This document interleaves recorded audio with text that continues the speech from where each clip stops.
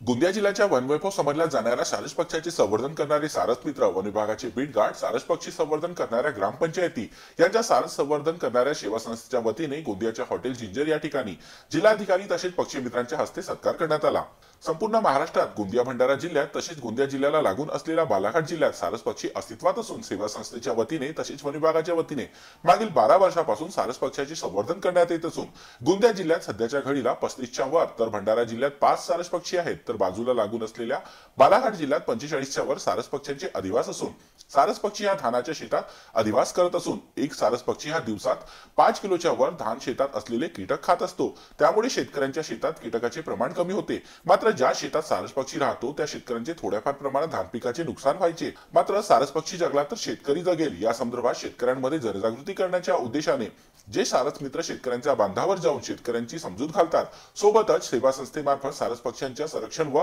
संवर्धनासाठी अमूल्य योगदान देणाऱ्या स्वयंसेवक सारस मित्रांच्या तसेच ज्या पत्रकारांनी सारस पक्षी संवर्धनासंदर्भात बातम्या प्रकाशित करून सेवा संस्थेला आणि वन विभागाला मदत केली, अशा सारस मित्र पत्रकारांचा देखील या सारस संमेलनात सत्कार करण्यात आला। सारस मित्र ही संकल्पना की जेवढे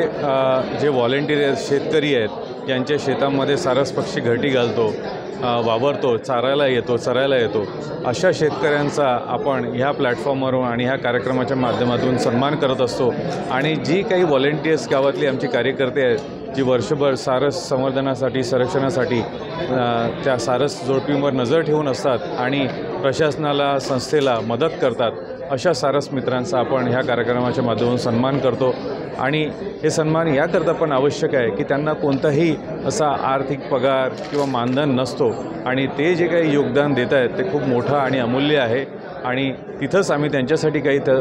मान सन्मान आपण करू शकलो, त्याचा एक प्रयत्न आम्ही हा सारस मित्र संमेलन घडवतो आणि यातूनच ह्या संमेलनाच्या माध्यमातून पुढच्या आमच्या संरक्षणाचे जी काही कामं आहेत, कार्य आहेत, त्याच्या दिशा आणि दशा या निर्देशित करतो आणि ठरवतो।